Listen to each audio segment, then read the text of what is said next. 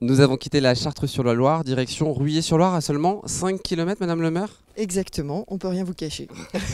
On est ici au sein de cette... Des Sœurs de la Providence, dont c'est la maison mère et qui a été fondée par le père Dujarrier. Et comme à chaque biennale, les sœurs nous prêtent gentiment leur patrimoine, qui est un véritable écrin pour magnifier des œuvres d'art et des œuvres de maîtres d'art aussi. Donc nous sommes ici pour cette 11e biennale qui a lieu cette année. C'est cela, et qui a pour thème le métal en lumière. Nous partons toujours d'une matière ou d'une histoire locale. Il se trouve que Ruillé a pour origine, vient du mot rouiller, parce que l'eau contient énormément de fer et est très ferrugineuse, et à l'origine, et c'est ce qui donne d'ailleurs la couleur de notre tuffeau que vous voyez, qui est avec des traînées jaunes, qui sont en fait les impacts de l'eau qui a ruisselé, et c'est le fer qui a marqué. Et par conséquent, ils assemblaient de partir de cette histoire locale. Cette histoire locale, nous sommes partis sur le métal, et nous tournons toujours notre biennale autour du mot lumière. C'est la 11e qui tourne autour du mot lumière, donc c'est le métal en lumière. C'est bien, il fait beau aujourd'hui, donc c'est parfait. Et les rayons du soleil se reflètent, vous allez voir, dans l'inox, dans l'acier, dans le bronze, dans le cuivre, dans tout, et c'est merveilleux. Donc, clairement, qu'est-ce qu'on va y voir tout au long de cette biennale ici? On va y voir des œuvres d'excellence, au travers des métiers du métal qu'on a voulu magnifier, et quoi de tel pour les magnifier que de prendre les œuvres des compagnons. Ce sont des chefs-d'œuvre collectifs, vous allez voir, avec des heures de travail extraordinaires, 500 heures, 600 heures, 700 heures de travail, avec on a aussi des œuvres de meilleurs ouvriers de France qui nous ont prêté très généreusement leurs œuvres de concours. Et puis après, on a toute une partie qui est consacrée aux artistes et notamment aux sculpteurs.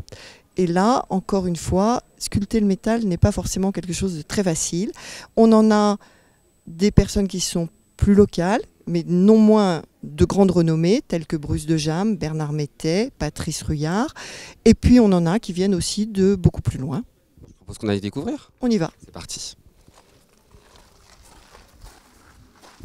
Et nous voilà dans le cloître de cette communauté de la Providence. Avec ces objets notamment, qu'est-ce que c'est? Voilà, eh bien écoutez, c'est une motocross qui a été réalisée, c'est un chef-d'œuvre collectif des compagnons du devoir plombiers.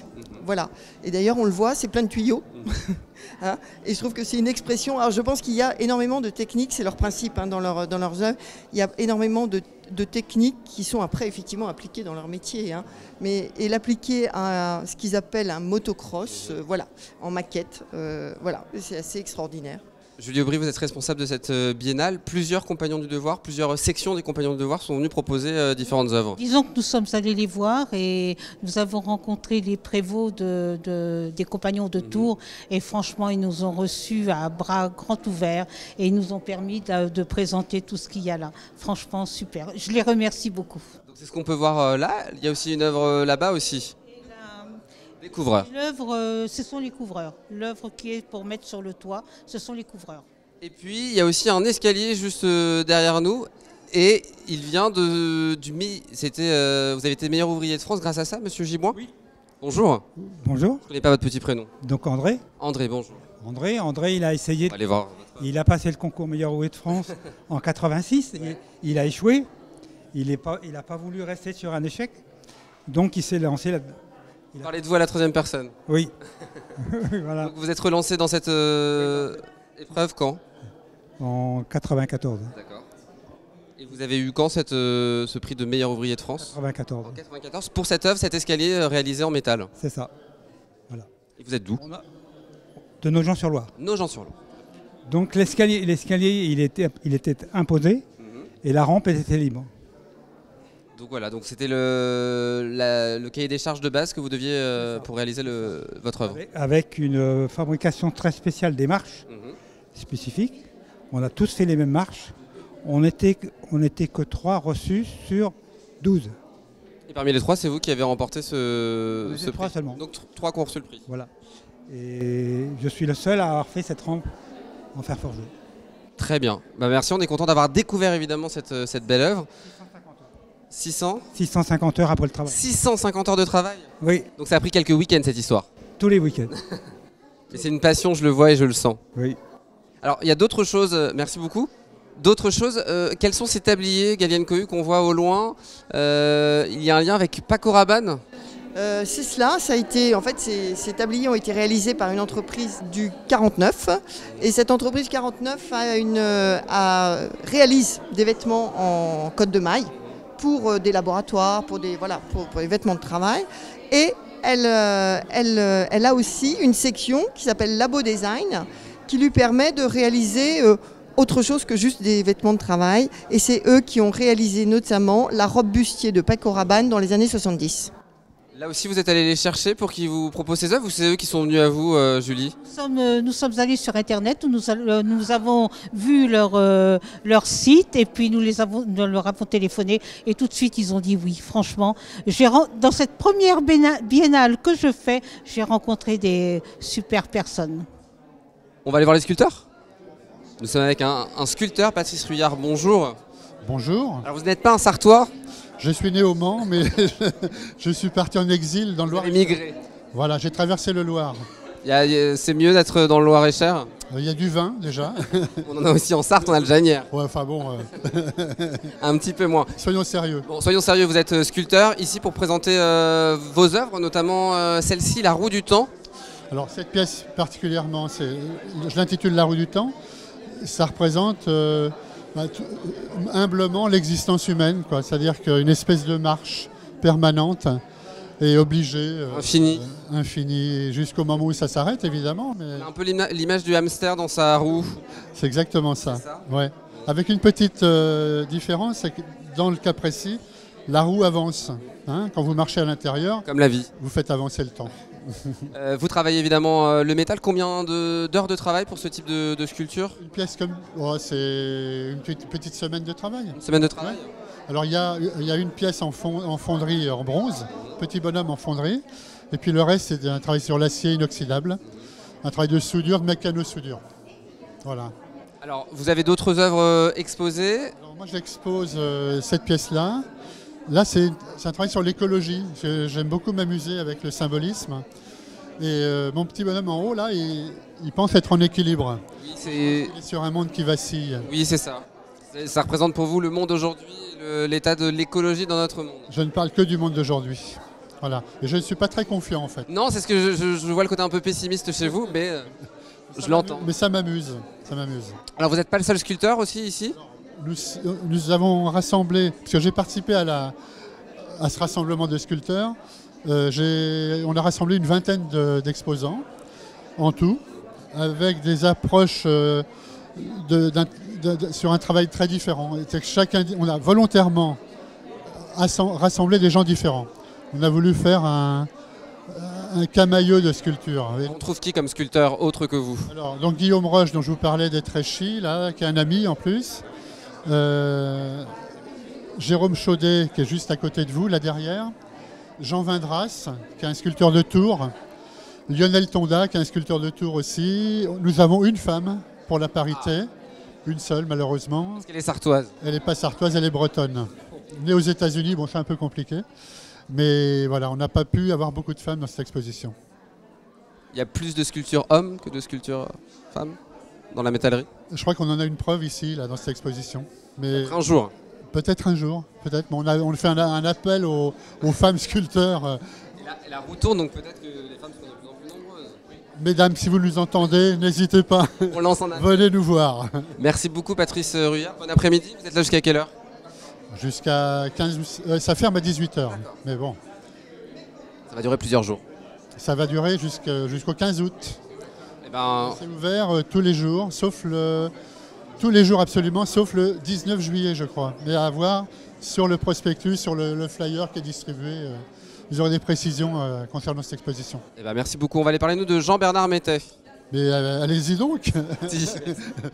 Nous sommes avec Chalet de Vito. Welcome. Thank you. Merci. On parle avec vous du travail de Jean-Bernard Mettet. Vous connaissez très bien le travail de cet artiste. En effet, parce qu'au Moulin de Paillard, le centre que je co-dirige, on avait invité l'artiste en 2011 pour exposer ses œuvres. Et là, ici, c'est une exposition dans la Biennale de Rouillé, qui est notre commune voisine. Alors parlez-nous de Jean-Bernard Mettet et de ses œuvres bien spécifiques. Juste pour nos téléspectateurs, on peut en voir une au sein du musée TC, ce fameux grand sablier. Tout à fait. Jean-Bernard travaille beaucoup avec le sable et avec le passage du temps. Donc là, on voit ça bien avec les sabliers. Il est souvent sollicité pour faire les commandes publiques, donc dans les grands espaces, que ce soit en Chine, en France, aux États-Unis, en Luxembourg. Donc il a un vrai sens de l'espace, scooter, c'est normal. Et là, ce qu'il montre avec le Biennale de Rouillé, il montre beaucoup de maquettes, beaucoup d'études et des œuvres qui quand même sont au haut d'une énorme colline. Donc là, c'est à colline, d'une énorme colonne. On voit là du coup, donc c'est un travail toujours sur on le disait, sur le sable. Pas uniquement, on a dit aussi le vent, l'air, les quatre éléments souvent. Justement. Pas le feu.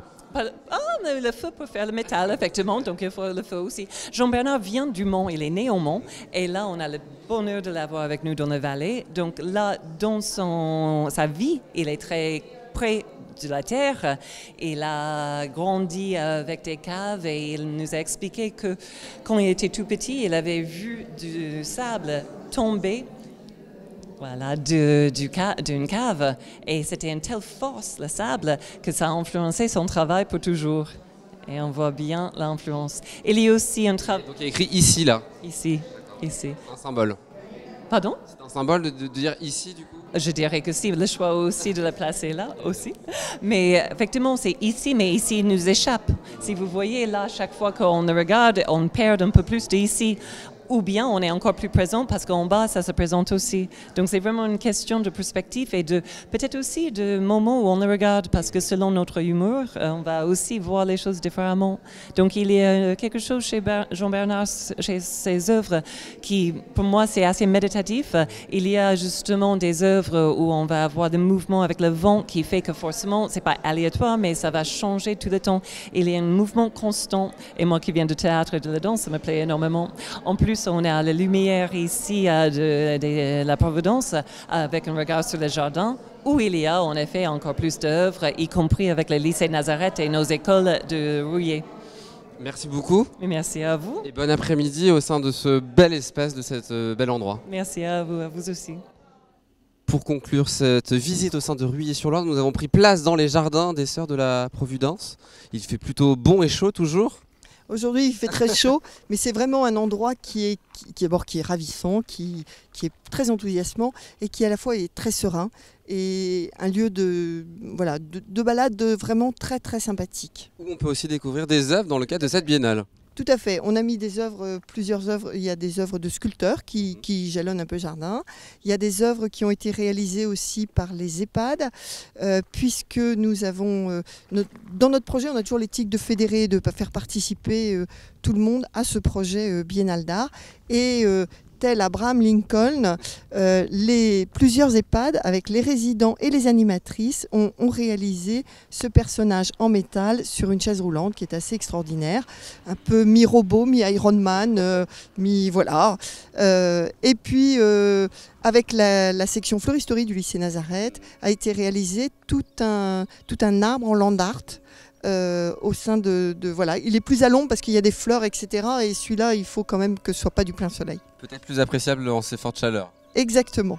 La biennale, on le rappelle, c'est jusqu'à fin août. Jusqu'au 15 août. 15 août, mi-août. 15 août, c'est ouvert tous les après-midi de 15h à 18h. Il y a un week-end, le dernier week-end de juillet, où les sœurs ont leur jubilé et à ce moment-là, le samedi n'est pas ouvert. Samedi et dimanche ne sont pas ouverts parce qu'il y a déjà ici, toutes les sœurs reçoivent leur famille. Donc voilà, il y a déjà énormément de monde qui en profite aussi de la biennale, mais du coup c'est compliqué d'accueillir en plus des visiteurs. Mais c'est vraiment les seules dates, et sinon c'est tous les jours du lundi au dimanche. Merci Galienne Cohune. On vous laisse y aller parce que là il y a le vernissage et des discours qui attendent. Exactement. Voilà. Bonne journée. Et merci d'être venus et n'hésitez pas, revenez et venez tous très nombreux. Ainsi s'achève cet infiltré du dimanche, en ce dimanche quasi caniculaire. Merci beaucoup à vous de nous avoir suivis et merci aussi à Pascal Brulon que vous avez vu en début d'émission. Je vous souhaite une bonne soirée et on se donne rendez-vous demain 18h15. Soyez fidèles pour une toute nouvelle quotidienne. Bonne soirée.